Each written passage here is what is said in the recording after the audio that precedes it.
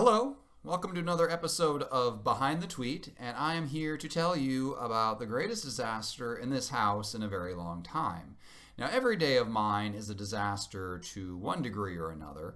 Let's face it, that's what parenting is. It's a series of interconnected disasters punctuated by occasional naps. That's what we're dealing with here. But this was a bad one. So I'm going to go ahead and read the tweet. I thought I had the house cleaned up before my wife got home. Then she went upstairs to check on the kids, who I already put to bed. She found this. Then there's a series of 4 pictures, each a little worse than the last. We've got the end table here with a CD player covered in chalk dust from these chalk markers, as well as soap and water from bubble guns.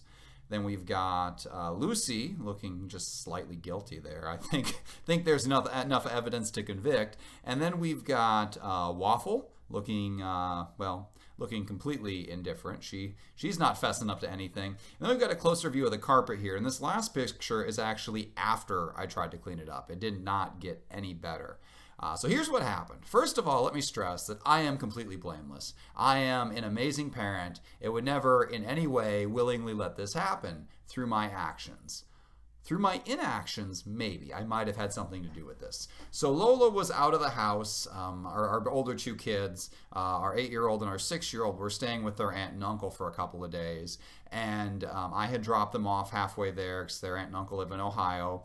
And then I didn't know I was dropping them off. I got volunteered for that. So that was 3 hours out of my day on the round trip. Not that I'm bitter. Not that I have anything else to do with my time other than, wasted on the internet talking to you guys. And then Lola, in return, a few days later, went to pick them up. So that's where she was. She was retrieving 2 kids. So I only had 2 kids to watch. That is half of a normal day's difficulty. I should have had this locked down. And it was a pretty normal day for most of the day, and I got them fed.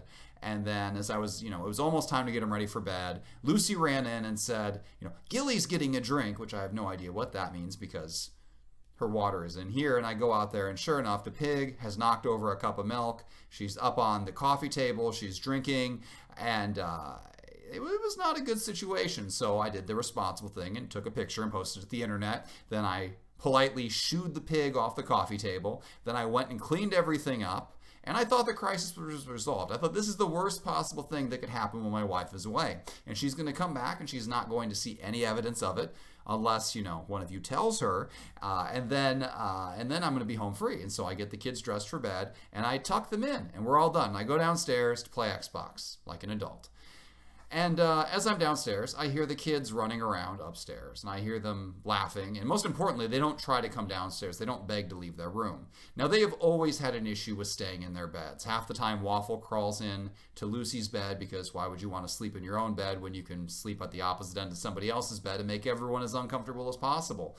Or why would you want to go to bed when you can have a wrestling match or build a giant fort out of literally every object in your room? These are all things they've done on a nightly basis, but they at least stay in their room while they do it. For a while, we had to get a baby gate that was anchored to the walls just to keep Waffle in there.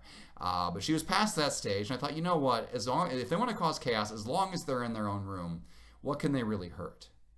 Oh, how naive I was. So my wife comes home with the older 2 kids, and they walk in the door, and I am completely unafraid. I have nothing to hide. I have done nothing wrong. I've got the milk from the pig cleaned up. The kids are in bed like they're supposed to be. I'm a great parent, right? So Lola goes upstairs, and she calls down for me. And there are lots and lots of tones of her voice when she says the same thing. Can you come here? There's the tone where, hey, I want to show you something cool I picked up from the store. Or there's the tone of, hey, the kids are doing something funny. Come and take a picture. And then there's the tone of everybody's going to die. That was the tone I heard. This was the ultimate danger signal. This is the sound that makes birds scatter and other wild animals scurry off in the forest. And of course I had to go up there. I didn't know what I was going to find, but I took my phone. So I thought, you know what? let's see how dangerous we can be. And I walk up there and I turn in the room and I see disaster. Probably the messiest scene I've seen in the history of us raising kids. So those chalk markers, you're supposed to add water, and it's like just a big tube of chalk dust, and you draw on the sidewalk with it. And these were in a sealed container. We had not opened them up because they're pretty messy, and we hadn't had a chance to use them. So Lucy had torn this open, and then rather than adding water and writing on a surface, which probably would have been better, she just tore open the tube and dumped it out. And after she dumped one colorful tube of chalk dust, she dumped like 4 more. There was a rainbow of chalk dust. I mean, she could probably get coal lung, or like black lung, the coal miner's disease, just from inhaling all of this delightfully whimsical chalk dust. And then there were bubble guns. We got each kid a bubble gun, a harmless, clean bubble gum. It shoots out, bubbles of soap. What can that possibly get dirty? Well, each bubble gun had one container of bubbles, and she opened all 4 guns, opened all of the soap bubbles, and dumped them on top of the chalk dust, making chalk mud that was then stuck in the carpet, on the table, on top of a cheap CD player we had there, on top of a bunch of toys, and most importantly, all over themselves. I mean, Lucy looked like she had just murdered a Smurf. Her hands were completely covered in blue. And I started taking pictures. And my wife goes, "Are you kidding?"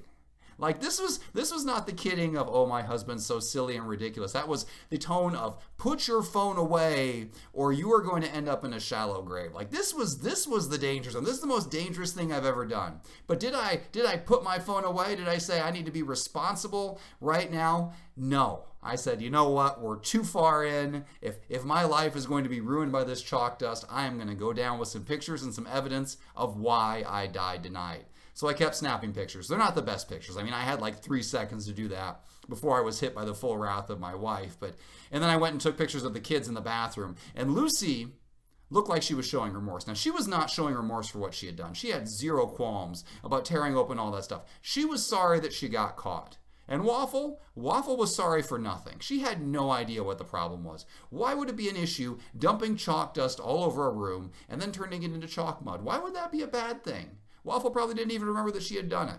Or maybe that she was just an accomplice to it. Who knows?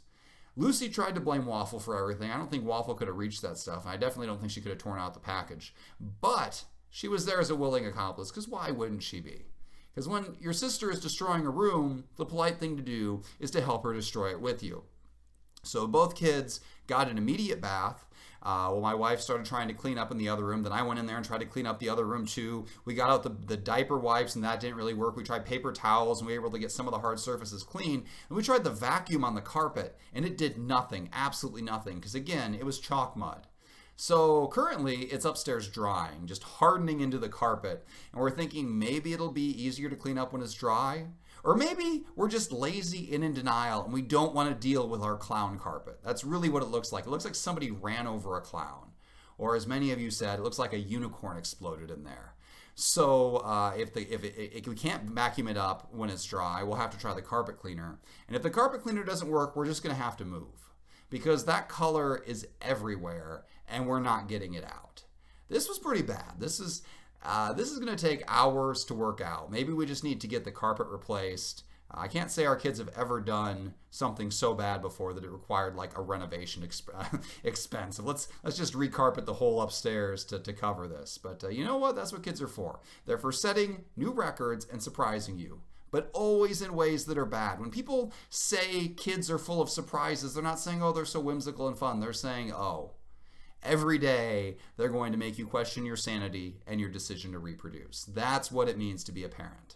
So that was what happened behind that tweet. I mean, you probably got the gist of it from just those 4 pictures. A picture's worth 1,000 words, so that covered 4,000 words, which is probably about how many I've spent telling to you right now. But thank you for joining me for this journey, which I decided to tell you about because, again, it was better than going upstairs on day 2 and trying to clean up the clown carpet myself. Thank you.